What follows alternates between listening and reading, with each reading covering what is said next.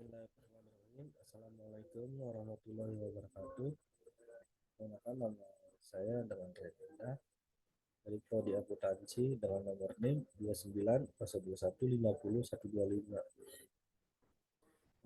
Saat ini saya akan mempresentasikan tugas UTS semester 3 dengan materi perpajakan.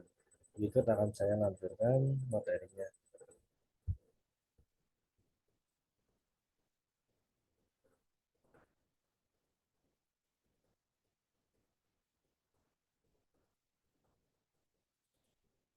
Dengan dosen pengampunya Bapak Rahmat Pramukti SE MSI. Saat ini saya akan bawakan materi perpajakan.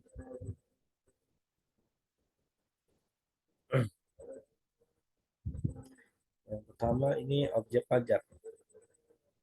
Objek pajak adalah penghasilan, yaitu setiap tambahan kemampuan ekonomis yang diterima atau diperoleh wajib pajak, baik yang berasal dari Indonesia maupun dari luar Indonesia, yang dapat dipakai untuk konsumsi atau untuk menambah kekayaan wajib pajak yang bersangkutan.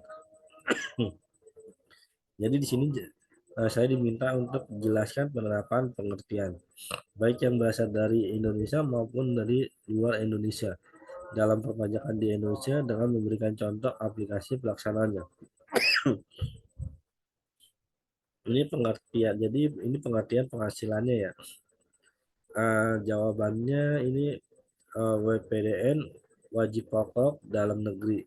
Pajak wajib pokok dalam negeri ini ada dua, pajak luar negeri sama pajak dalam negeri. Jadi kalau untuk pajak luar negeri ini contohnya ini kayak gaji. Tapi gaji di luar negeri ini PPh-nya mengikuti asal negara. Dan sedangkan pajak dalam negeri contohnya ini gaji di PPh 21. Ini yang bersifatnya non final.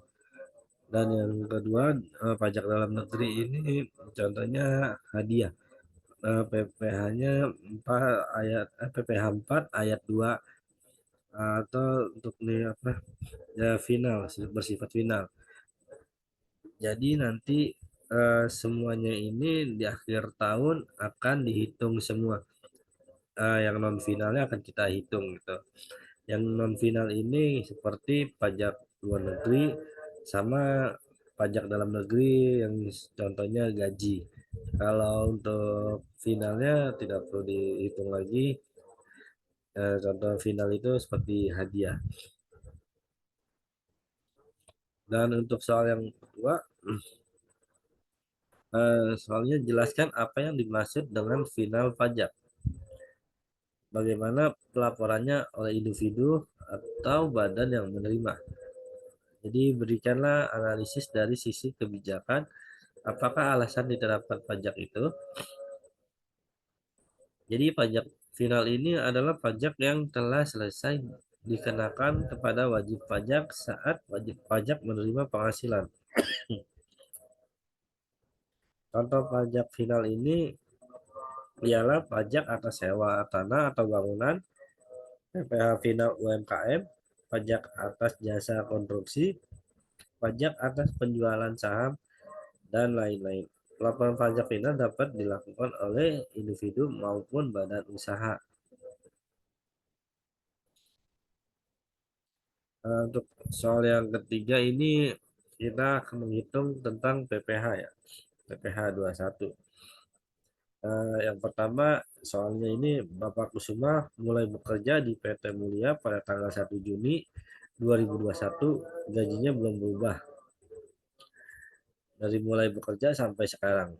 Dan ini berikut komponen gaji yang diterima setiap bulannya. Gaji Bapak Kusuma ini gaji pokoknya 22 juta per bulan.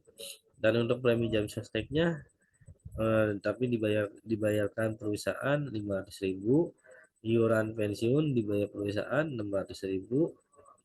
Nah, untuk iuran pensiun kembali dibayar oleh Bapak Kusuma sendiri 400.000. Bapak Kusuma telah menikah, istrinya ini bekerja di tempat lain dan jumlah anaknya 4 orang sebagai seorang manajer. Bapak Kusuma mendapatkan uang tunjangan pembelian mobil senilai 7 juta dan tunjangan pembelian rumah sebesar 6 juta setiap bulannya. Selain itu, Bapak Kusuma juga mendapatkan fasilitas satu buah BlackBerry senilai 5 juta rupiah untuk menunjang komunikasi beserta biaya langganan yang dibayarkan oleh perusahaan. Untuk tagihan bulan Desember 500.000, pada bulan Desember Bapak Kusuma menerima bonus sebesar 50 juta. Untuk soal yang kedua itu nanti kita jawab ya. Jadi kita bacakan dulu soalnya. Soal kedua atau yang B ini, selama bulan Desember 2010 Intan bekerja sebagai sales untuk kegiatan pameran PT Mulia dengan honornya sebesar 200.000 per hari. Selama bulan Desember, Intan bekerja selama 10 hari dan gajinya diakumulasi dan dibayarkan pada akhir bulan. Untuk C atau soal 3 ini PPh-nya Tita diminta untuk membantu mengerjakan deklarasi untuk kegiatan pameran dengan upah borongan sebesar 1 juta yang diselesaikan selama 4 hari kerja. Untuk soal D, Mr. Smith bekerja sebagai konsultan perusahaan selama 3 minggu di bulan Desember dengan gaji 3.000 US dollar. Kurs yang berlaku adalah 9.000 atau 1 USD. Smith menikah dan memiliki 2 orang anak. Pertanyaan ke Pak Hermawan diminta untuk berceramah di perusahaan tersebut dan diberikan honor sebagai pembicara sebesar 15.000, 150.000.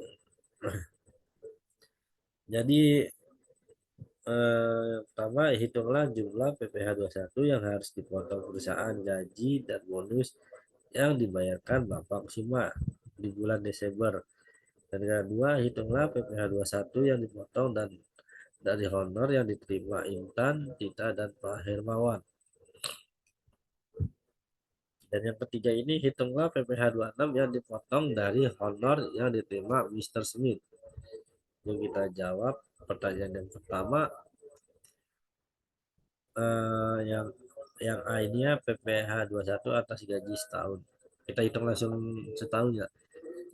Jadi gaji setahun kan tadi 22 juta dikali 12 ya. 12 sama dengan 264 juta. Untuk penunjang sosteknya 500.000, iuran pensiunnya 600.000, iuran pensiun yang dibayar sendiri 400.000. Jadi penghasilan bruto setahun 265 juta 500. Untuk ini kan sudah ditambah semua, dan untuk pengurangan itu apa sih yang dikurangin, seperti biaya jabatan. Biaya jabatan ini dikali 5% dari total penghasilan bruto setahun. Jadi 5% dikali 265 juta 500.000, itu 5%-nya jadinya 13 juta 275.000. Tunjangan pembelian mobil 7 juta, tunjangan pembelian rumah 6 juta, fasilitas BlackBerry 5 juta. Komunikasi dan biaya langganan 500.000, dan untuk bonus Bapak Kusumanya 50 juta. Jadi pengurangannya ini 81.775.000. Untuk penghasilan neto setahunnya ini 265.500 dikurang 81.775.000. Jadi totalnya 183.725.000. Untuk PTKP-nya KI 1/3. WP-nya ini wajib pajaknya 54 juta, KI 1-nya 112.500. Jadi 126 juta ditambah 4.500.000 itu sama dengan 130.500. PT KPKI 3-nya ini atau anak tiga yaitu yang di cover anak tiga 130.500.000. Dan untuk penghasilan kena pajak 183.725.000 dikurang 130.500.000. Jadi PPh pasal 21-nya terutang 53.225.000 dikali 5%, totalnya 2.661.250 per tahun. Dan untuk soal yang B-nya ini, jadi tadi kan gajinya 200.000 dikali 10 hari sama dengan 2 juta. 2 juta dikali 5% sama dengan 100, jadi PPh 21-nya 100.000 dikali 5% sama dengan 5.000 selama 10 hari. Dan untuk jawaban C, gaji 100 juta dikali 4 hari sama dengan 4 juta. BJ-nya 4 juta dikali 5%, 200.000. Jadi PPh-nya 2 juta dikali 200.000 dikali 5% sama dengan 10.000 selama 4 hari. Untuk gajinya yang D ini 150.000, 1.500.000 dikali 5% sama dengan 75.000. Untuk PPh-nya 75.000 dikali 5% jadi 3.750. Ini untuk hitungan PPh. Dan untuk berikutnya ini saya menjelaskan fungsi pajak bagi kita sebagai wajib pajak atau masyarakat. Jadi sebagai warga negara kita tidak akan terlepas dari yang namanya membayar pajak. Tuh. Mulai dari kendaraan bermotor, tanah dan bangunan hingga barang yang dibeli itu semua tergolong dalam kewajiban pajak. Bentuk pajak memang bermacam-macam dan mungkin akan terkesan membebani. Namun jangan salah, pajak ini mampu membawa dampak yang besar bagi masyarakat dan juga negara. Pada dasarnya, pajak lebih dari sekedar kewajiban yang harus dipenuhi. Di setiap pajak yang kita bayarkan memiliki fungsi dan masyarakat yang besar bagi masyarakat dan juga negara.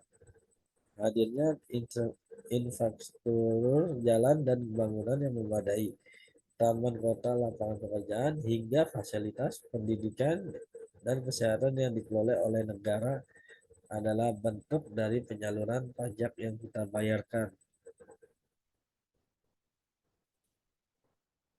Manfaat, fungsi, dan penggunaan pajak. Banyak masyarakat yang belum taat membayar pajak disebabkan minimnya informasi masyarakat mengenai manfaat pajak. Sebaiknya kita pelajari manfaat dan fungsi pajak berikut ini agar lebih bijak taat pajak. Pajak sangat bermanfaat bagi negara. Secara lengkap, pajak banyak digunakan untuk membiayai pengeluaran-pengeluaran negara, seperti pengeluaran yang bersifat self liquidating, contohnya pengeluaran untuk proyek produktif barang ekspor. Yang kedua, membiayai pengeluaran reproduktif seperti pengeluaran yang memberikan keuntungan ekonomis bagi masyarakat. Contohnya pengeluaran untuk pengairan dan pertanian. Membiayai pengeluaran yang bersifat tidak self-regulating dan tidak reproduktif, contohnya pengeluaran untuk pendirian monumen dan objek rekreasi. Membiayai pengeluaran yang tidak produktif, contohnya pengeluaran untuk membiayai pertahanan negara atau perang. Dan pengeluaran untuk penghematan di masa yang akan datang, yaitu pengeluaran untuk anak yatim piatu. Jadi dengan taat membayar pajak, masyarakat akan mendapatkan manfaatnya, fasilitas umum dan infrastruktur seperti jalan, jembatan, sekolah, rumah sakit, pertahanan dan keamanan seperti bangunan, senjata, perumahan hingga gaji-gajinya. terus subsidi pangan dan bahan bakar minyak, kelestarian lingkungan hidup dan budaya tata pemilu, pengembangan alat transportasi massa dan lainnya. Pajak yang telah disetorkan masyarakat akan digunakan negara untuk kesejahteraan masyarakat, antara lain memberi subsidi barang-barang yang dibutuhkan masyarakat dan membayar utang-utang negara. Selain itu, pajak juga digunakan untuk menunjang usaha mikro, kecil, menengah, atau UKM agar perekonomian dapat terus berkembang. Pajak Pandangan pajak ke depannya, hal yang paling utama dilakukan adalah belanja yang besar dan relaksasi pemungutan pajak. Di sini peran pajak menjadi penting sebagai kontribusi terbesar penerimaan negara. Penerimaan pajak terus ditingkatkan demi membiayai berbagai subsidi serta bantuan untuk masyarakat di kala pandemi COVID-19. Atas bagaimana prediksi pajak ke depannya pasca pandemi ini? Untuk menanggapi pertanyaan ini perlu ditegaskan bahwa langkah-langkah apapun yang diambil pemerintah sejatinya akan berpengaruh pada postur fiskal jangka menengah maupun jangka panjang. Relaksasi ini bisa saja berimbas bagi pemungutan pajak di masa depan. Di samping itu, kondisi pajak ke depannya pasca pandemi COVID ini dapat diprediksi dengan berkaca dari kondisi pajak pasca terjadinya krisis ekonomi global pada tahun 2008 yang lalu. Jadi pertama ini dari defisit menuju konsolidasi fiskal dalam rangka mengatasi krisis ekonomi. Biasanya pemerintah mengeluarkan kebijakan fiskal yang ekspansif yang berdampak pada defisit anggaran. Dengan berjalannya waktu, pemerintah akan mengeluarkan kebijakan konsolidasi fiskal. Hal ini ditunjukkan dengan pengelolaan belanja yang bijaksana serta optimalisasi penerimaan pajak. Untuk yang kedua, kebijakan pajak yang dikeluarkan pemerintah akan berfokus pada pajak pertambahan nilai atau PPN. Diberikan negara kebijakan perpajakan pasca krisis keuangan global pada tahun 2008 sebagai besar berkaitan dengan PPN, baik dari segi peningkatan tarif, perluasan pemerintahan maupun pembenahan sistem teknologi informasi atau TI dalam menjamin kepatuhan. Hal yang sama kemungkinan besar akan terjadi pasca pandemi COVID ini karena jika dibandingkan jenis pajak lainnya, PPN relatif stabil di berbagai negara, sehingga pembaruan kebijakan PPN akan menjadi agenda penting ke depannya. Eh, Inilah yang saya jelaskan tentang pajak. Bila ada salah dalam tulisan, kataan, atau ucapan perbuatan, mohon maaf sebelumnya. Terima kasih sudah diberi kesempatan untuk mempresentasikan tentang pajak. Assalamualaikum warahmatullahi wabarakatuh.